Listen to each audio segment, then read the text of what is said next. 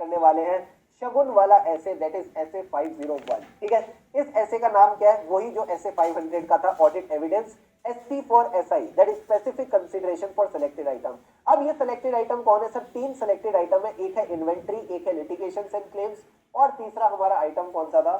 Segment information. क्या इन्हीं 3 items के बारे में डिस्कशन करनी है? Answer is yes.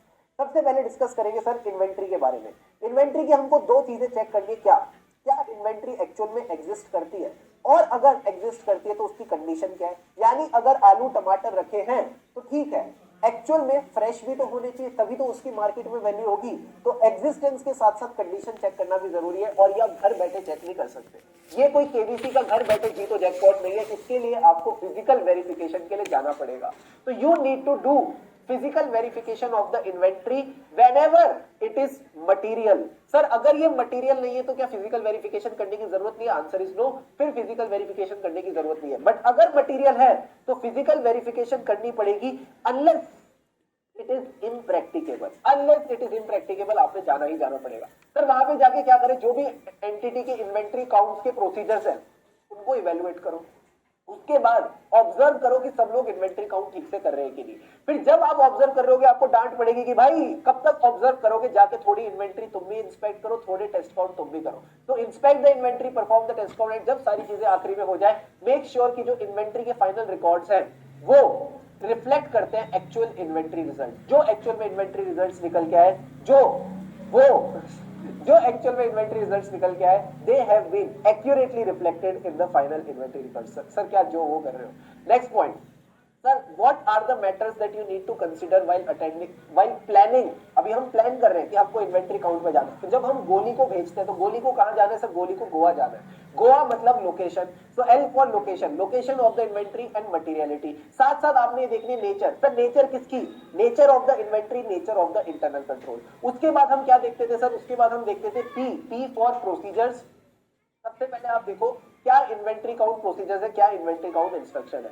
साथ साथ आपने देखना है कि क्या एंटिटी फॉलो करती है परपेचुअल इन्वेंट्री सिस्टम। मजा आ गया। और बताओ क्यू से क्यू कुछ होगा, ठीक है। R for risk of material misstatement, S for stage of completion of the work in progress, plus S के बाद हमने टी याद रखना सर। टी का क्या मतलब था? Timing of the inventory count, and क्या हमको ऑडिटर एक्सपर्ट की जरूरत है। क्या यही पॉइंट्स हमने डिस्कस किए थे? यस। फिर एक बात बताओ, फिजिकल इन्वेंट्री काउंटिंग 31 मार्च को नहीं हो रही, 15 अप्रैल को हो रही है, तो कोई बात नहीं, जो बीच की ट्रांजैक्शंस हैं उनको आपको टेस्ट करना पड़ेगा और देखना पड़ेगा कि क्या एक्चुअल के जो इन्वेंट्री रिकॉर्ड्स हैं उनमें वो रिकॉर्ड हुई कि नहीं।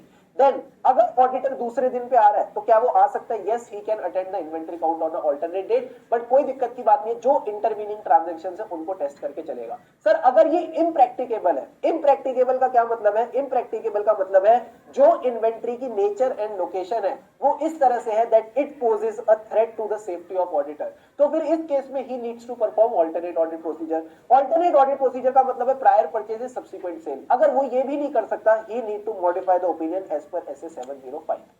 ठीक है सर, ऑडिटर को अगर जनरल इनकन्वीनियंस हो रही है तो क्या ये एक सफिशिएंट बेसिस है to omit the audit procedure? Answer is no. ऐसे दोस्तों ने बताया था DTC, difficulty, time and cost is not a valid basis to omit an audit procedure for which no alternative is available or for the auditor to settle for less than a persuasive audit evidence। ये basic बात है, आपने ध्यान में रखनी है। Sir ये जो इन्वेंट्री है ये अय्यर भाई के पास पड़ी है, तो आप अय्यर भाई से कंफर्मेशन ले लो। सर हमको अय्यर भाई की इंटीग्रिटी पे शक है, तो खुद जाके इंस्पेक्ट कर लो, अदर ऑडिट प्रोसीजर कर लो, जैसा आपको ठीक लगे। क्या इन्वेंट्री की सारी बातें क्लियर है? जल्दी से बताओ, done done done. 4 minute 5 second, फटाफट बताओ क्या इन्वेंट्री के सारे पॉइंट्स क्लियर है? Is everything clear, crystal clear to all of you? बोलो भाई लोग। फिर हम लिटिगेशंस एंड क्लेम्स के साथ आगे बढ़ेंगे, फिर हम लिटिगेशंस एंड क्लेम्स से आगे बढ़ते हैं। हाँ जी, डन सर, ऑल गुड, सब एकदम डी डन डन, बहुत बढ़िया। अब आ जाओ सर नेक्स्ट पॉइंट। अगर मैं लिटिगेशंस एंड क्लेम्स की बात करता हूं, इसमें बस मुझे एक ही चीज चेक करनी है, वो है कंप्लीटनेस। अब इस कंप्लीटनेस के लिए क्या करना पड़ेगा सर? हाथ पैर चलाने पड़ेंगे। हाथ पैर कैसे चलाने? सबसे पहले मैनेजमेंट के पास जाओ, इंक्वायरी करो। मैनेजमेंट के साइड में इन हाउस लीगल काउंसिल बैठा, उससे भी थोड़ी बात कर लो, उससे भी थोड़ी गुफ्तगू कर लो। जब आपने दोनों से बात करी, एक्सटर्नल वाला बुरा मान गया, एक्सटर्नल वाले की भी कॉरेस्पॉन्डेंस देख लो, प्लस मॉम भी चेक कर लो। सर मॉम का क्या मतलब है? Minutes of the meeting and legal expense account में इन सबकी अकाउंटिंग कर रखी होगी। ये सारी चीजें जब आपने चेक करी, आपको लगा यार रिस्क ऑफ मटेरियल मिसस्टेटमेंट है, हो सकता है कोई ना कोई लिटिगेशन है जो छूट रही है, जिसके बारे में मैनेजमेंट मेरे को नहीं बता रही, तो डरते क्यों हो, घबराते क्यों हो?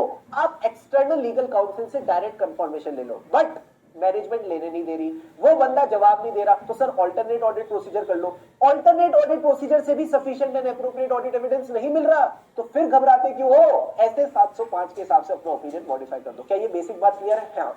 लास्ट में मैनेजमेंट से रिटर्न रिप्रेजेंटेशन लेना मत भूलना। किस चीज को लेके?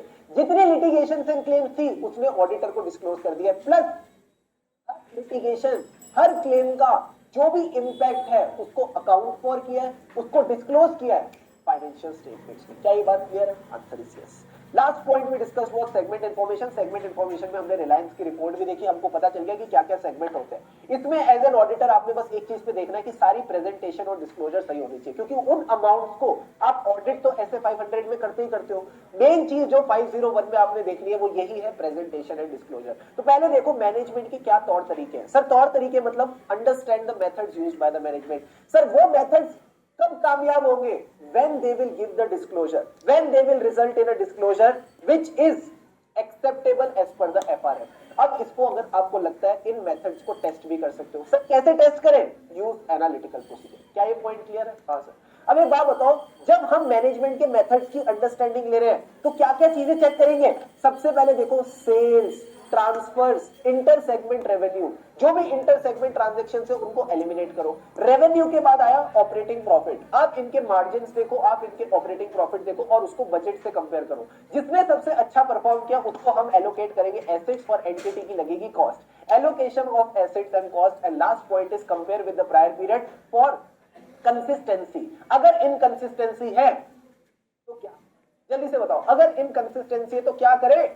डिस्क्लोजर दो और आगे बढ़ो। डिस्क्लोजर दो और आगे बढ़ो, यही पॉइंट यहां लिख रखा है।